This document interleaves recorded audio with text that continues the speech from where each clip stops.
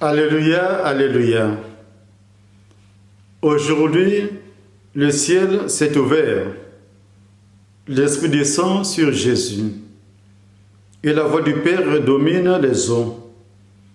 Celui-ci est mon Fils bien-aimé. Alléluia. Le Seigneur soit avec vous. Évangile de Jésus-Christ selon saint Matthieu. Alors paraît Jésus. Il était venu de Galilée jusqu'au Jourdain auprès des gens pour être baptisé par lui. Jean voulait l'en empêcher et disait: « C'est moi qui ai besoin d'être baptisé par toi, et c'est toi qui viens à moi. » Mais Jésus lui répondit: « Laisse faire pour le moment, car il convient que nous accomplissions ainsi toute justice. » Alors, Jean le laisse faire. Dès que Jésus fut baptisé, il remonta de l'eau, et voici que les cieux s'ouvrirent. Il vit l'Esprit de Dieu descendre comme une colombe et venir sur lui. Et des cieux, une voix disait: « Celui-ci est mon Fils bien-aimé, en qui je trouve ma joie. » Acclamons la parole de Dieu. Nous célébrons aujourd'hui la fête du baptême du Seigneur. En effet, Jésus se présente au Jourdain pour se faire baptiser par Jean le Baptiste.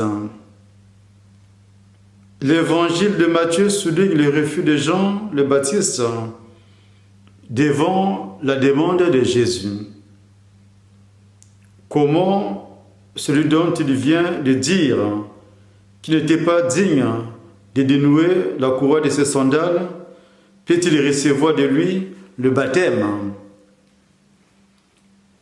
Jésus montre à Jean le Baptiste l'importance de recevoir le baptême de conversion. Il fait comprendre à Jean-Baptiste que son geste va conduire à l'accomplissement de sa mission, la mission qu'il a reçue de son Père.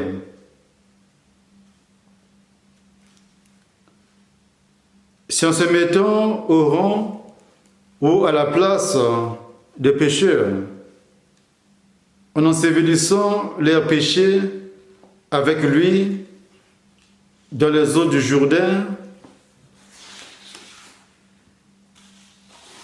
Jésus montre sa proximité aux hommes et il s'est fait notre frère. Jean le Baptiste avait lui-même désigné Jésus comme celui qui porte et enlève les péchés du monde, c'est-à-dire l'agneau de Dieu. La mission de Jésus va le conduire jusqu'à la mort, une mort sur la croix. Il va se retrouver crucifié entre les deux bandits et sera compté parmi les pécheurs. Il faut reconnaître que le baptême de Jésus dans les eaux du Jourdain est un acte d'amour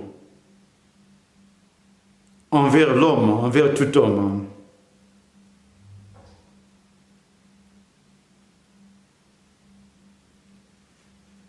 Il voit le ciel s'entrouvrir au-dessus de lui, tandis que la voix de Dieu s'est fait entendre. Celui-ci est mon Fils bien-aimé, en qui je trouve ma joie. En même temps, l'Esprit vient reposer sur lui, comme l'Esprit qui planait dans le vide avant la première création dont parle le livre de la Genèse.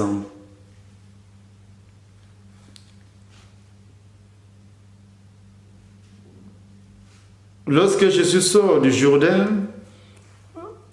comme nous avons dit plus haut, c'est la voix du Père qui lui adresse des paroles d'amour et de tendresse.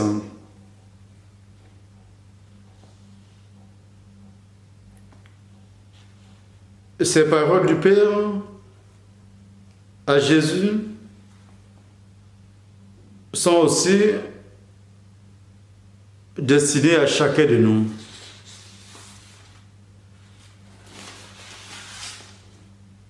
Car Jésus nous dit que le Père aussi vous aime comme il m'a aimé. Quelles que soient nos fautes, nos faiblesses, nos mensonges,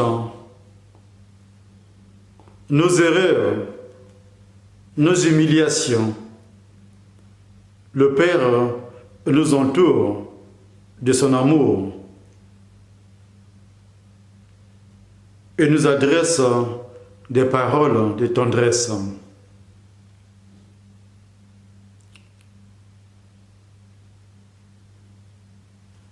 Ces paroles d'amour du Père envers Jésus sont source de force et de réconfort pour sa mission.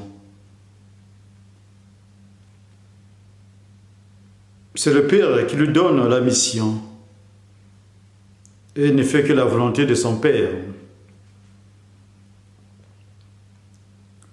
Nous devons reconnaître que le Père avait prononcé les mêmes paroles d'amour au moment de la transfiguration. Mais Dieu le Père avait ajouté des paroles qui nous sont directement adressées en disant « Celui-ci est mon Fils bien-aimé, écoutez-le ». Dieu nous invite à l'écoute de son Fils, à l'écoute de sa parole, à le suivre pour qu'il puisse nous conduire vers son Père. Il devient pour chacun de nous un aîné qui nous oriente sur le droit chemin. Chers frères et sœurs en Christ, demandons au Seigneur de renouveler notre baptême. En ce jour, nous célébrons le baptême du Seigneur, qui nous renouvelle par son Esprit Saint. Que ces paroles d'amour demeurent dans nos cœurs et qui fassent de nous des disciples qui imitent le Maître et qui veillent sur chacun de nous. Au nom du Père et du Fils et du Saint-Esprit.